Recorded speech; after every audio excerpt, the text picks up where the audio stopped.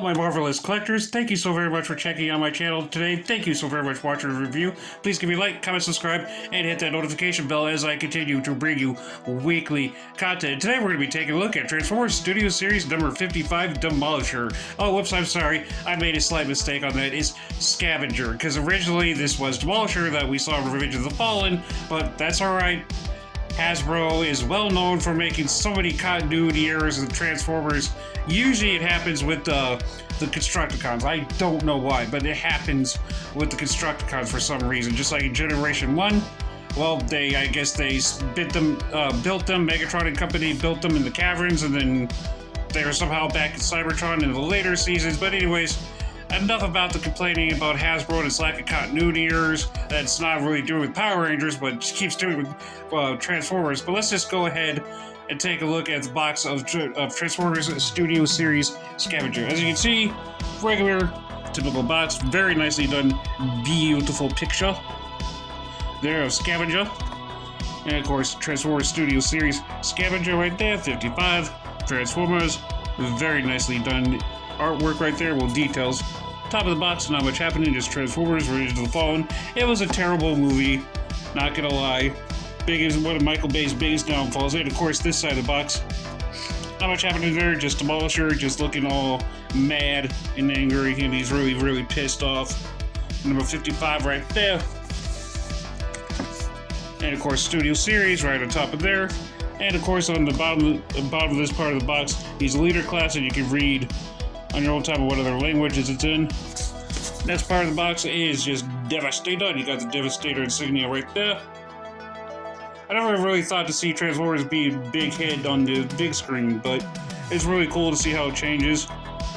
And of course, authentic Transformers right there. Bottom of the box, just your typical big old mumbo jumbo right there. Of course, manufacturer, blah blah blah. It's Hasbro, they own it. We know that Hasbro, you own all the rights to Transformers and all that crap. Of course, nice picture of the UPC code. And back of the box, which is always the coolest part of the box, Scavenger. This thing he can do and all the other stuff. He's just posing for you right there. 25 steps. And of course, over here is his little construction mode. And of course, the backdrop image. We'll get to that here in just a second. Very nicely done detail for the box. I always like the boxes from Hasbro. They do an alright detail on it. We'll go ahead and take a quick look at the packaging. Looks easy at the backdrop. And here it is. Really cool, just picture of the desert. Hang on just a second. Yeah, here's what it looks like all folded out. That's very nicely done by Hasbro there. All the ones for the Constructicons are going to come with this desert background image drop, so because that's what they did in the Revenge of the Fallen. And here's what Scavenger looks like with it in there. So that's cool. And of course, we'll take a quick look at his lovely, lovely bodywork. Of course, one thing I love, hopefully this focuses right.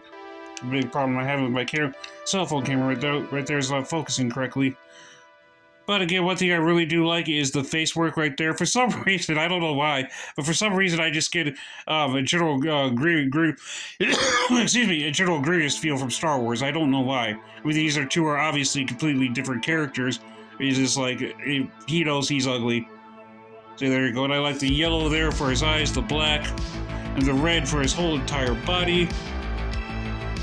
Very nicely done. This one's not like your typical Transformer, just because it's Studio Series and it's a little bit different. The wheels can spin. This one doesn't spin as much. Here's a look at the back of him, as much of a back as he has. And of course, head should be able to do full 360 degrees.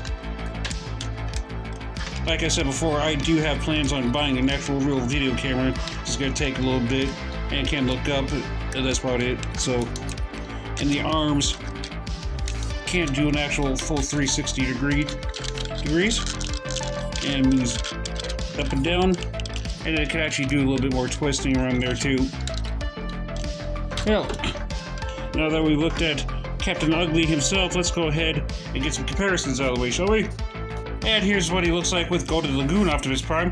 The only reason why I'm doing the Golden Lagoon Optimus Prime is because I never really cared for Bayformer's Optimus Prime. I didn't like the way how he looked and the blue and all that crap. Just never really got to me. I just didn't like it that much. But here he is shooting at him for the toys, anyways. For the movie, it looks fine, but for the toys, just his real life action movie self is just bleh. Didn't really care for the toy action figure of Optimus Prime. But as you can see, take the phone off my tripod real quick. Here's what they look like up close and personal. Of course, he is a masterpiece, so he's gonna be definitely a little bit bigger. So, but they should be about the same size. But I'll go ahead and get the next comparison out of the way real quick. See how they match up. I only got 5 of them out because the last one didn't want to stand correctly. But yeah, that kind of ticks me off a little bit. But much closer look. 5 of them. Here's the original one right here. So you can see how they changed his character up a little bit. So yeah, much different. Two kind of different characters actually. I know they're supposed to be the same, but actually. Studio Series Devastator has different names for their characters, so like Skipjack, there's not a Generation 1 Skipjack. Anyways, we'll go ahead and start getting him into his vehicle mode, shall we? Alright, so for his vehicle mode, what you're going to want to do, go over here, bring these two apart, like so. Gonna come over here. This thing is really annoying to put back together too. Split these open to bring that apart, because yeah, when you want to connect these together, these are really annoying to put back together. And from what I remember, I think they're supposed to go bring this down here, pull these up, and just go over here, turn these little wheels around, make sure they connect. A lot of twisting and turning with this figurine. That's alright. Over here. Oh, and this part is going to be his wheels.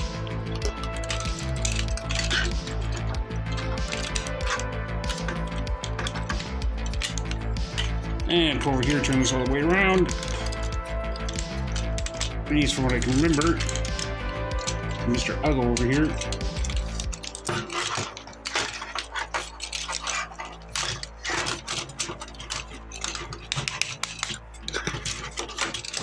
I need to look at some apps so I can try and figure out how to fast forward, do some fast forward and rewind like I see some other YouTubers do out there.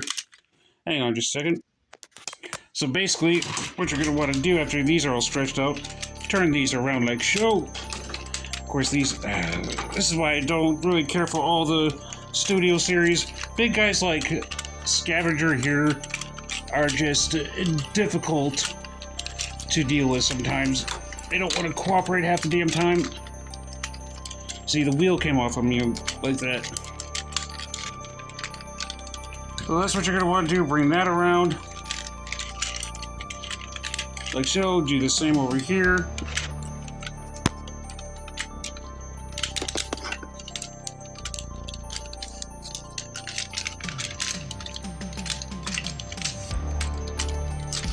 See, it's just a little tricky. Kind of difficult to deal sometimes.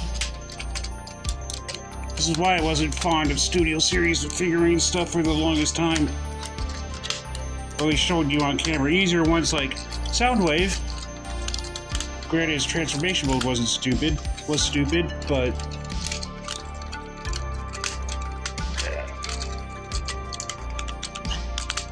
alright, hang on just a second. Alright, here's what he looks like in his vehicle mode. Again, very nicely done with the details. You got the wheels right here, all done nice and straightened out. And yeah, if I have something mistransformed, just let me know nicely in the comment section. You know, I kind of know with the Studio Series figurine, I really don't care, because they're really difficult. The Devastator one is really difficult to do sometimes.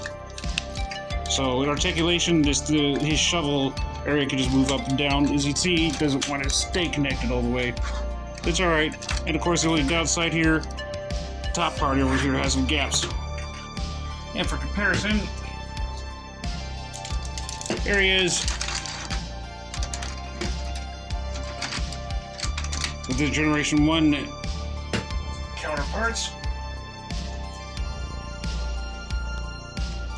And here's what he looks like with his Generation 1 counterparts. Excuse me. Very nicely done. I'm not going to show Devastator in its robot mode in comparison with him. I will wait to do all that stuff once I get the rest of the pieces for Studio Series Devastator, which I have been looking around for. Lately, I haven't had a whole lot of luck, but I'll just keep on looking. It was very nicely done. So, and in one of my shorts, I'm on a time limit too, so one of my shorts, I'll have to show how to get him into his Devastator mode. Well, that's pretty much going to wrap it up for my review today. Thank you so very much for watching this video. Please definitely give me a like, comment, subscribe, and hit that notification bell as I always continue to bring you weekly content. And I'm also doing a contest to help my channel grow in early or mid-February. I'm going to give out $10 to one lucky YouTube subscriber. So definitely be on the lookout for that. And subscribe. My tongue can work today. Subscribe